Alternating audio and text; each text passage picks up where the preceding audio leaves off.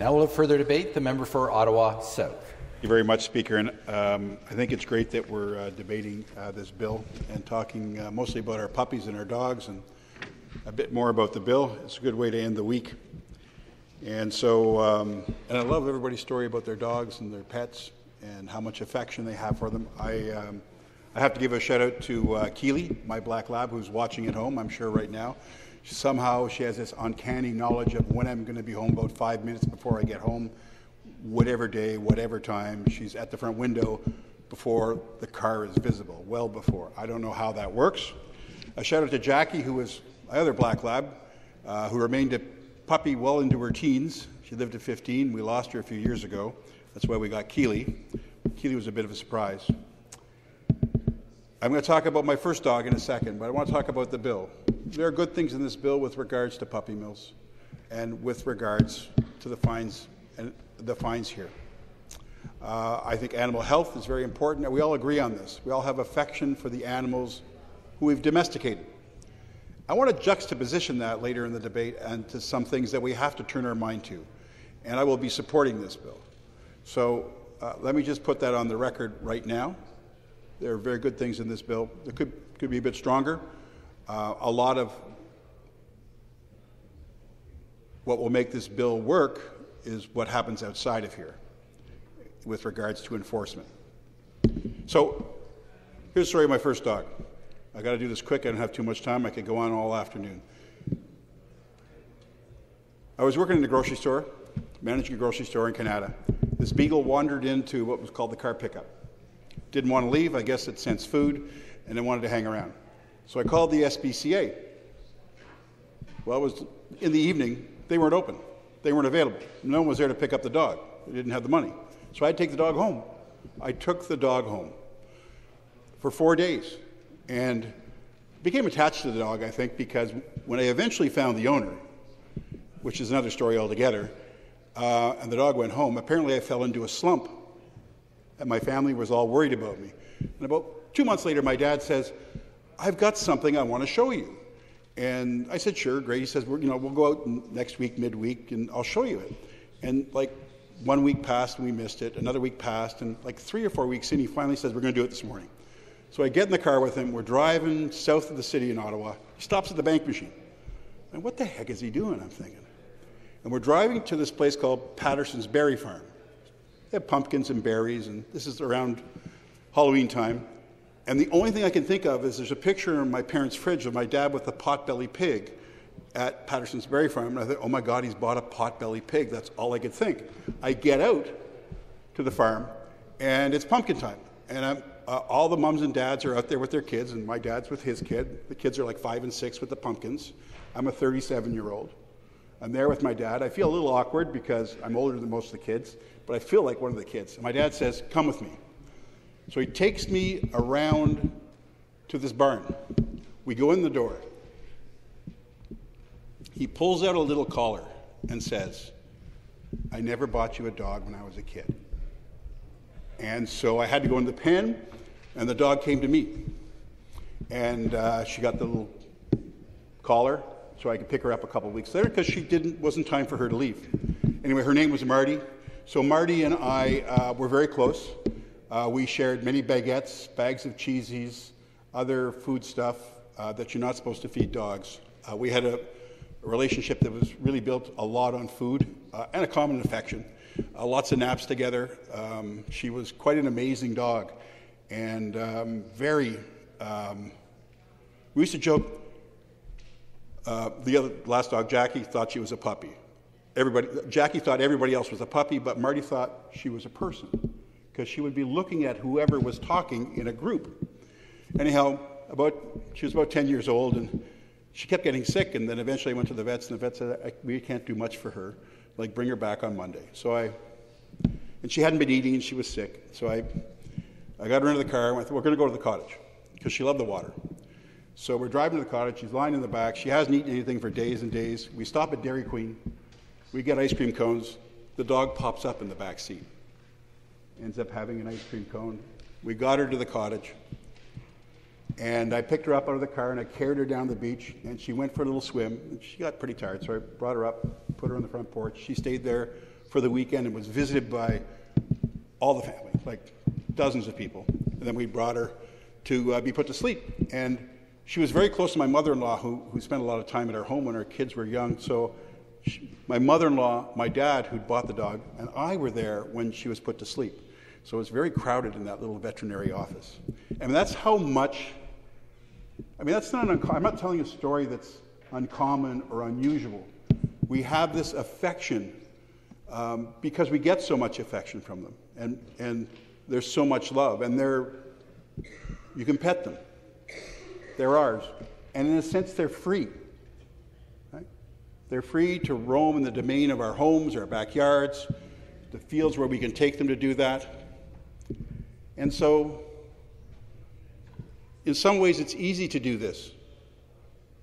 It's easy to do this bill because of the affection that we have for animals. And the cruelty that we see is something that hurts us.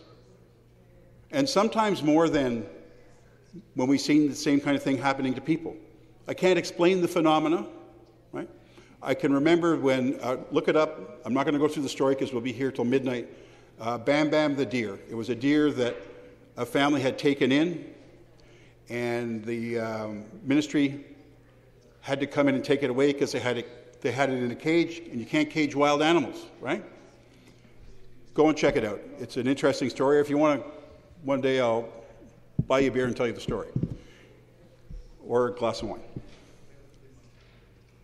Here's the thing, and the member from Toronto Centre brought this up. So animals in pens. I'll start with pen dog hunting. Why did we open that up again? 2 decades ago, we closed it down. The animals that are affected, that it's cruel to, well, they're not our domesticated pets, but they're still animals. It's not a right practice. I don't think we should be doing it. I don't think the government's ready to revisit it. It's not the right thing to do.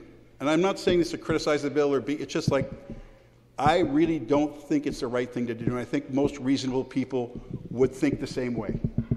Especially if we thought them in the same ways we thought those coyotes and other animals, we thought of them as our pets. They're still animals. Okay? The second thing is, I want to bring this up, another penned animal, marine land. I think it's important that we bring that up. You know, there have been 17 whale deaths in marine land. I think I've got the number right. And there have been more other sea mammals that have died. And as a matter of fact, there have been more mammals that were transferred out of marine land, more whales that were transferred out of marine land that died. And at the same time they were being transferred out, there was what the ministry said. The ministry's been investigating since 2020, 4 years. The ministry said that that essentially that the sea mammals, the marine mammals, were not doing well because of poor water quality. Poor water quality. So, again, penned animals. You can't pet a whale. Well, at least maybe not safely a killer whale. Why is that? It's not right. And the ministry won't disclose. Doesn't appear as though we're enforcing, and that comes back to this enforcement in this bill. Yeah, and I don't want to, we raise the fines in long-term care a couple of times. Our government, your government, we're going to be harder. We're going to fine people when things go wrong. Things go wrong, nobody gets fined.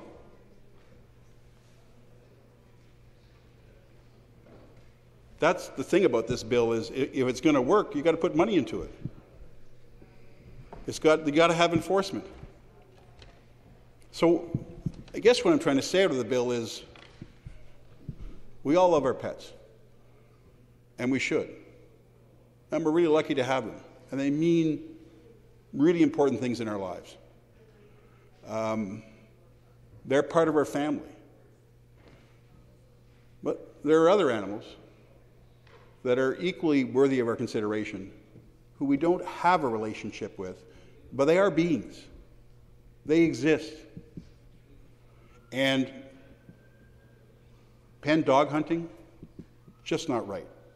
I mean, if you put this bill up and you had a picture of pen dog hunting, you go like, what? This doesn't make sense. You're doing this and you're doing this? It's not right. Marine land. I know why we're having a problem with marine land. It's because it means jobs. And that's important. I think it's important. But it's time for us to say, well, we're going to be good and right and stop this practice, and we're going to make sure people have jobs. Yeah, it's a problem. It's not unsolvable. It takes two groups of people to get together to do that. I think it's the right thing to do. I think it's reasonable. What's happening in marine land is cruel. Right? It's not just the fact that whales or other sea mammals, marine mammals have died, it's the fact that they're penned in. Just like Bam Bam the deer couldn't be penned in, and the ministry rushed in. I won't go into the story right now. It's a law. It's a rule. Right? How come you can't keep a deer in captivity, but you can pen in a coyote or a whale for show? Right? Make them do tricks. I mean, it's 2024. Anyways, to the minister, I'll support the bill, congratulate him for bringing it forward. But let's think about these other things, because they're not right. We shouldn't be doing them. And we should revisit whatever decisions that we made on that. And I thank you for your time. I know it's late in the afternoon, but I thought that needed to be said.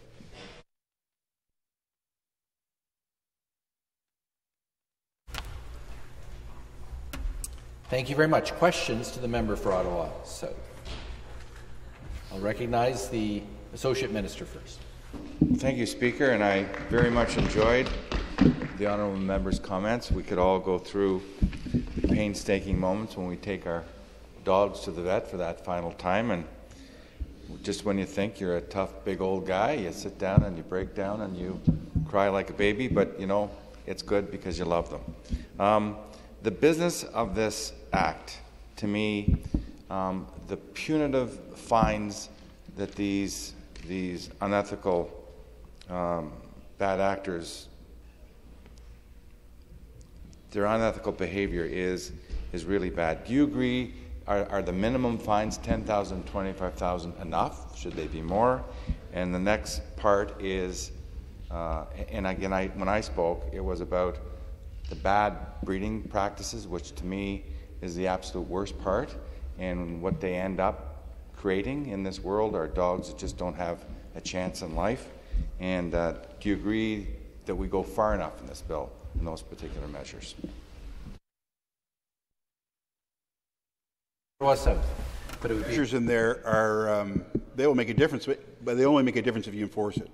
That's the only way. It's like the long-term care fines, and on us too, we raise the fines. Nobody's getting charged. So it's like, it's a thing where we make laws here, and then once we get outside, we don't put what we need behind it. And I believe all members of this House want something behind it, so it's not a criticism. So, about putting animals down. I had a cat. We got a cat, which I said we weren't supposed to get. My wife and my daughter went out and got the cat. We live in an apartment building, 8-story. Wife had the cat, Dee Dee, out on the balcony. And the cat, screen door slammed, the cat jumped off. 8 stories. Got down there, its leg was broken, took it to the vet. Long story, the cat survived. Cost me way more money than I thought it should, or they said it would. And, sorry. And so 13 years later, cat's ready to pass away. Response?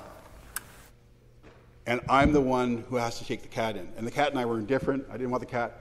I'm bending over, putting the cat in the crate, and I'm sobbing. I'm choked up. And I go, why am I crying? Like we never really liked each other. But it's true. Next question, the member for Humber River, Black Creek. Thank you, Speaker. It's always great to hear the member. His speeches are always very personal, and it's always a pleasure.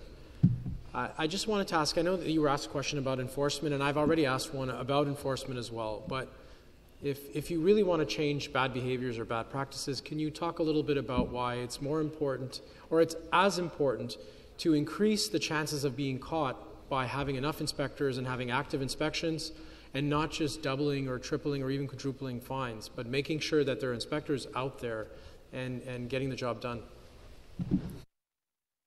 Member for Ottawa South. You've got to have inspectors out there, and you've got to be able to target where your risks are. You know, all my dogs are farm dogs. Right? They're not puppy mills. It's a litter once a year or once every couple of years. They're great dogs.